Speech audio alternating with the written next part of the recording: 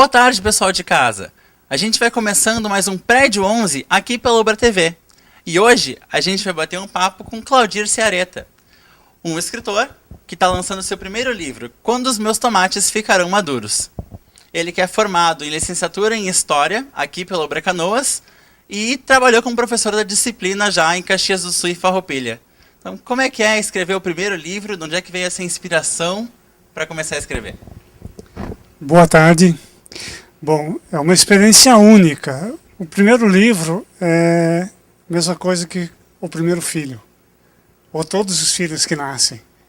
É sempre uma emoção, é sempre uma expectativa, é sempre uma busca pelo cuidar melhor. Surgiu já de um bom tempo, até mesmo antes, no período que eu estava antes da faculdade, eu tinha vontade já de escrever alguma coisa, porque eu já tinha um envolvimento com teatro. Porém, eu não tinha um assunto que realmente me cativasse e eu não tinha uma preparação maior para escrever um livro. E aí, no decorrer do curso de História, nós fizemos uma pesquisa de campo. Aí uma colega sugeriu que fizéssemos um trabalho sobre o THB, que é o transtorno do humor bipolar.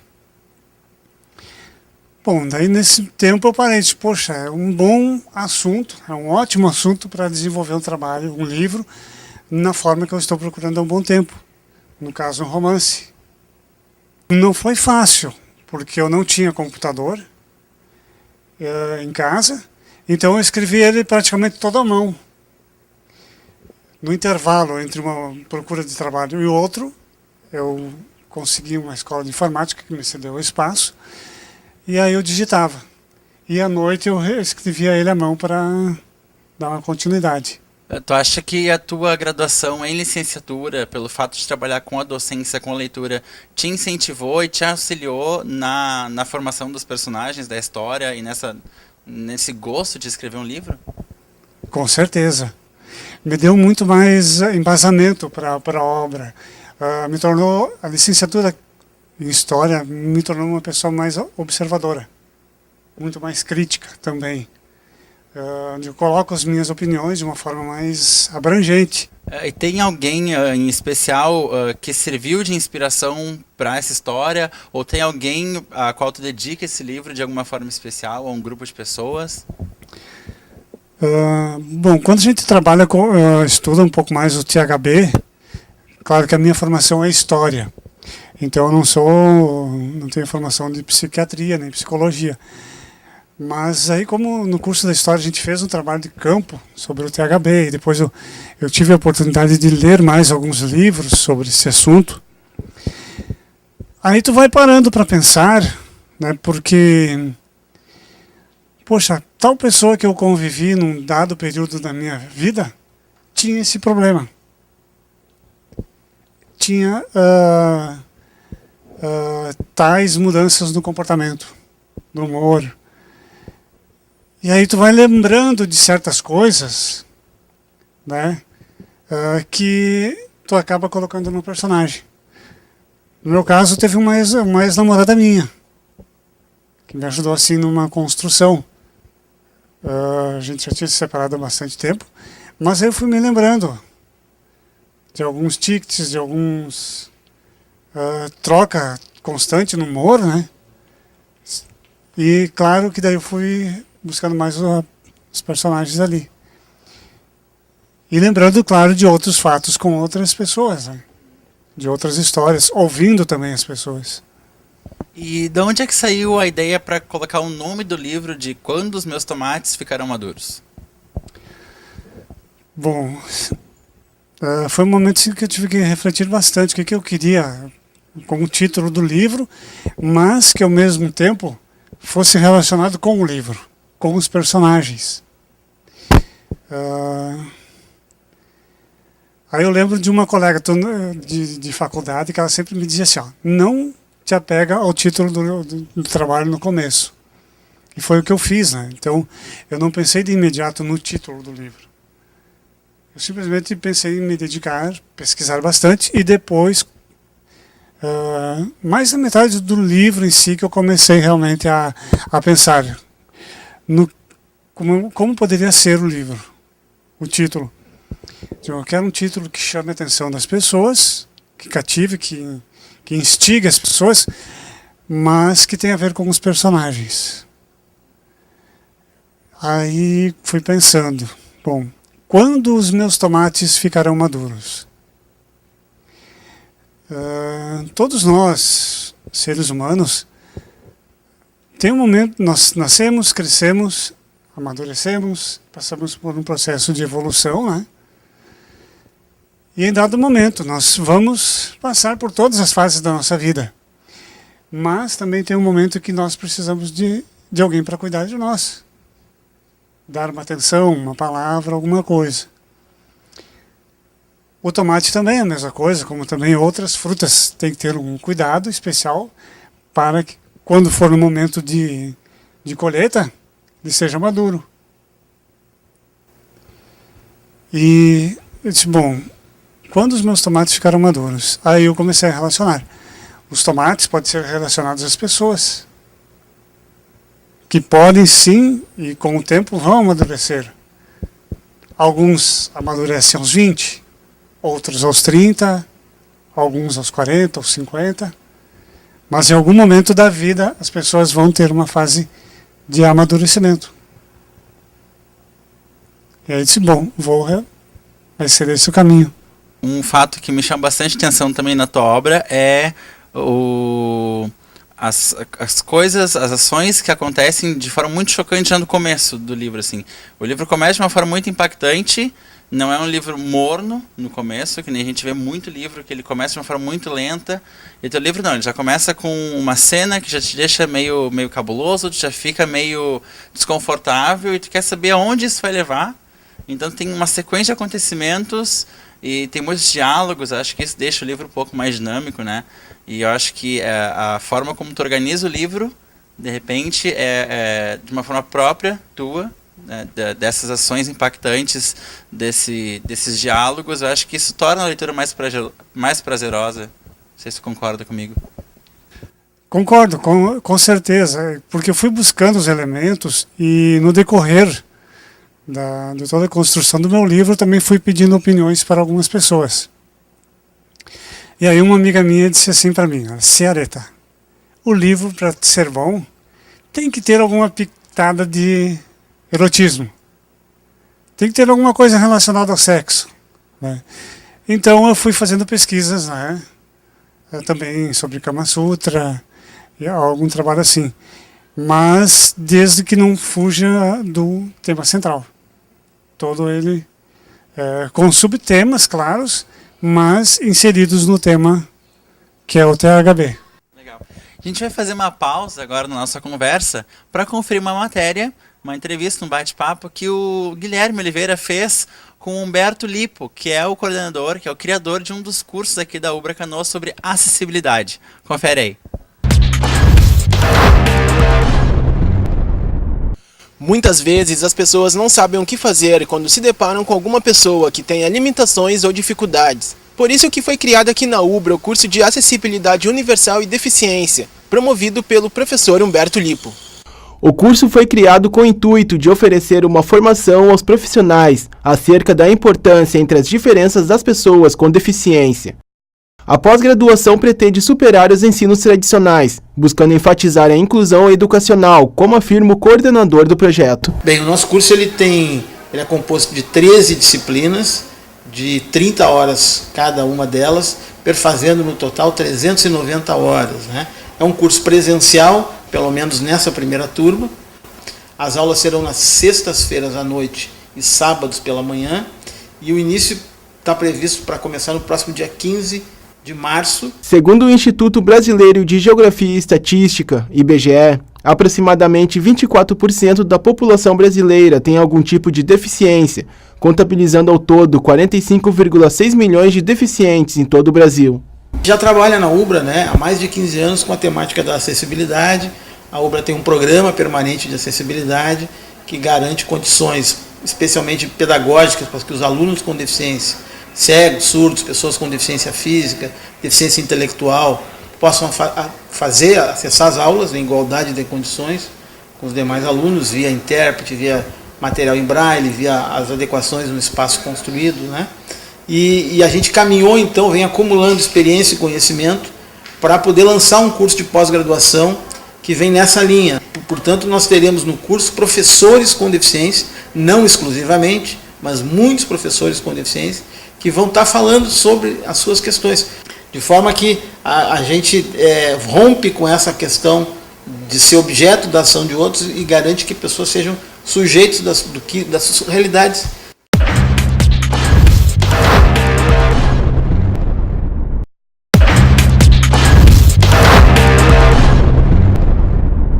Uma conversa amiga que fosse para o bem, que fosse uma saída, deixamos pra depois. Com a solidão, o medo de amar, estranho vazio no seu olhar, eu tento achar.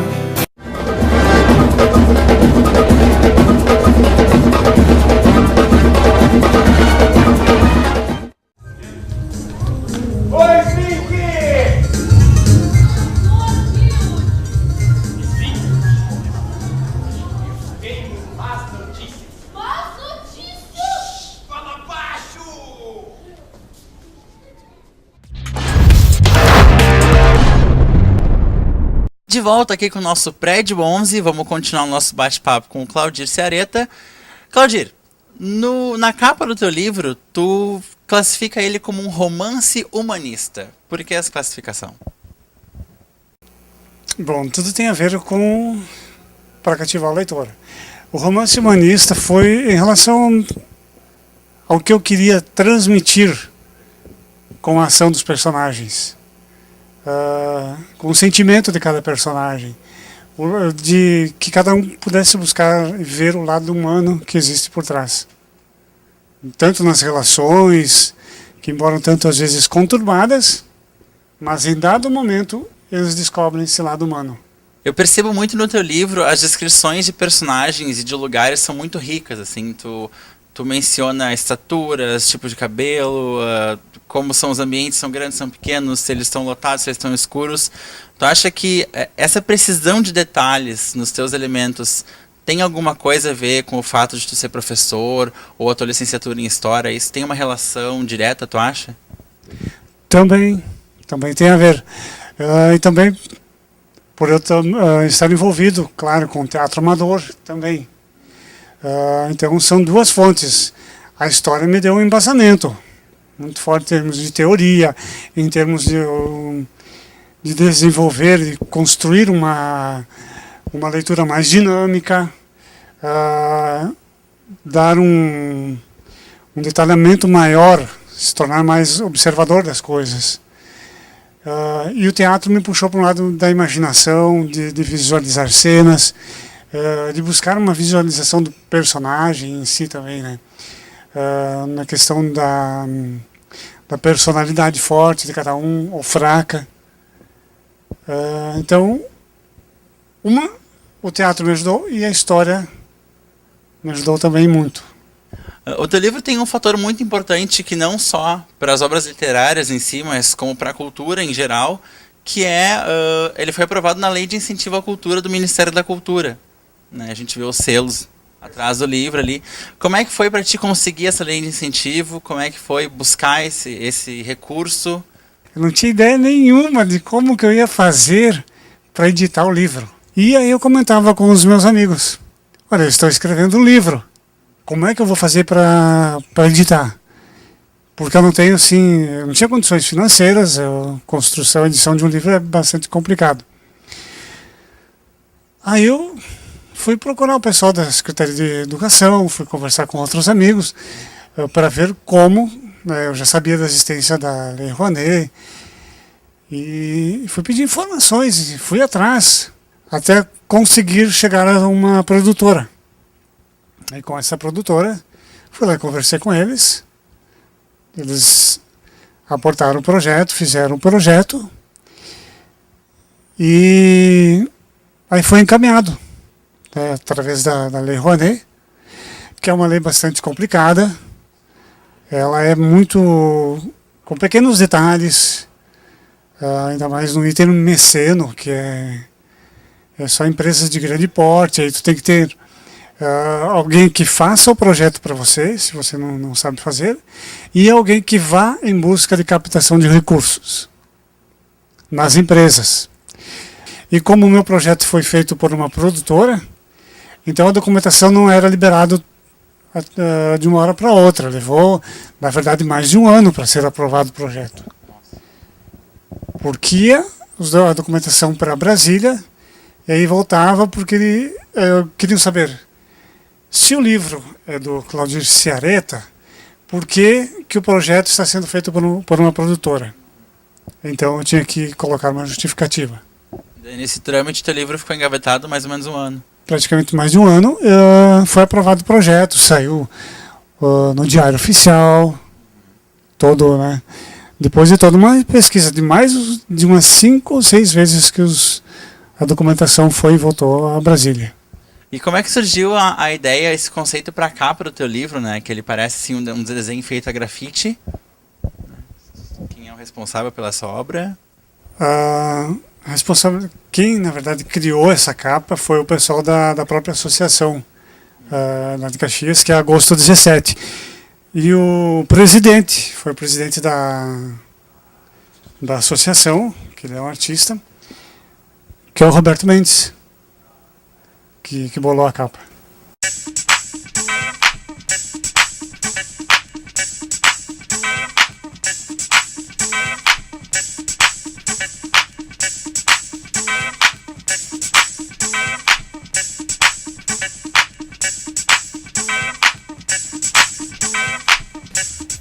Olá pessoal do Prédio 11, eu sou Leonardo Júnior e hoje a gente vai começando mais um saboroso Coffee and TV. E que beca é essa aí, senhor Leonardo Júnior? Tu ia ter mania de ignorar o roteiro. Esqueceu que a gente vai falar hoje sobre as premiações? É claro que eu lembro, eu só não pensei que a gente precisava estar vestido que nem um pinguim. Shhh, tá, vai te arrumar porque desse jeito tu não vai conseguir passar no tapete vermelho. Enquanto isso, eu vou falar sobre a mais famosa das premiações, o Oscar. Ele também é a mais antiga, ele começou a ser entregue em 1929, mas só 40 anos depois que ele começou a ser transmitido pela televisão mundialmente.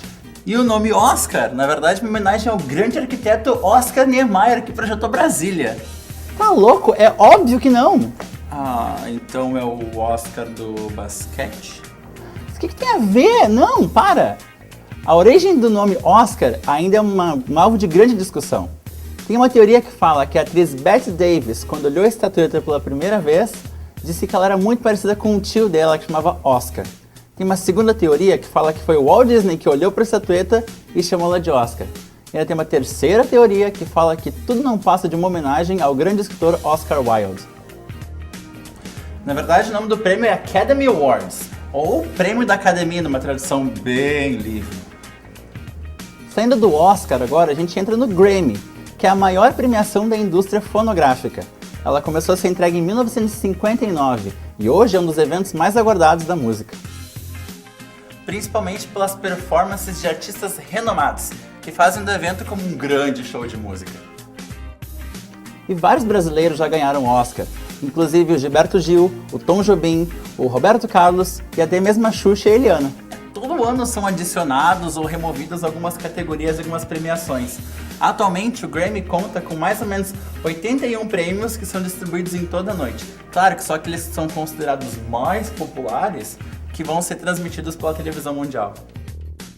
Tá, agora termina de te arrumar que eu vou passar para a próxima premiação, que é o Emmy Awards, que vai premiar as produções feitas para televisão. Ele começou a ser entregue em 1949. Na verdade o Emmy é uma premiação que é dividida em 6 outras pequenas premiações durante o ano todo. E cada uma tem um foco diferente. Um programa que compete numa premiação não pode competir nas outras. Mas indiferente de qual premiação, de qual período do ano, quem ganhar um Emmy é considerado o ganhador do Emmy, sem maior ou menor escala.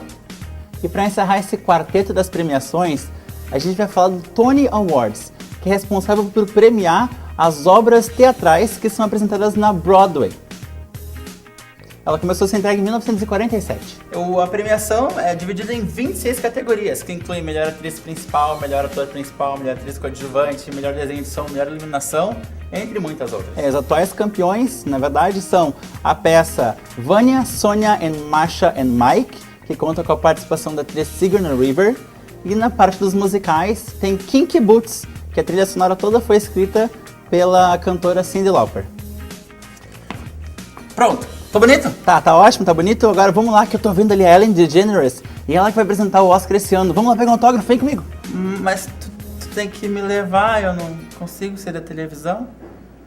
Léo?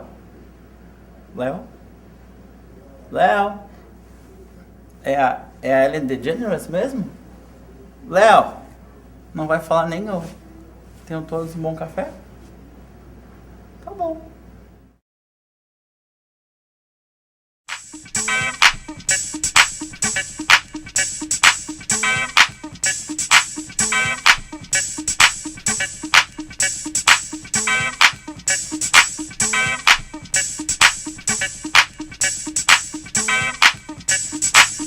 De volta para o último momento, então, da nossa conversa com Claudir Ciareta. Claudir, já existe uma inspiração aí para o segundo livro? Existe. Que ficou durante um período engavetado, né? Mas agora, a partir desse ano, coloquei como objetivo, já estou voltando. Eu voltei, na verdade, a escrever um novo. Já estou com todo assim, o embrião dele todo prontinho. Agora já estou também na fase de entrevistas. Mas não é uma sequência de quando os meus tomates ficaram maduros. Não é uma sequência. Ele vai ter uma outra linha, mas eu só vou conseguir definir essa outra linha depois que eu tiver o retorno dessa pesquisa que eu estou enviando para algumas psicólogas, né, e para algumas psiquiatras lá de Farroupilha. Então tu vai voltar a abordar os comportamentos psicológicos das pessoas no teu segundo livro. Sim, exatamente. Mas como eu estou com o embrião formado, eu ainda não sei como vai ser no pós. Claudir, quem quiser entrar em contato contigo, conhecer um pouco mais da tua obra, quiser encomendar um livro, quer deixar algum contato, algum e-mail, algum telefone? Com certeza, posso deixar. Aí as pessoas podem entrar em contato comigo pelo meu e-mail, que é claudircear, com C, claudircear@yahoo.com.br, pelo Skype, Claudir Ciareta, pelo Facebook, Claudir Ciareta. A gente vai encerrando então o nosso bate-papo com o Claudir Ciareta, agradecendo a tua presença aqui com a gente. Se você quiser ganhar uma cópia autografada pelo escritor, confere nossa página no Facebook, vai aparecer o endereço aqui embaixo, e vê lá como é que você pode participar. A todos, então, um bom sábado, a gente se vê na próxima semana.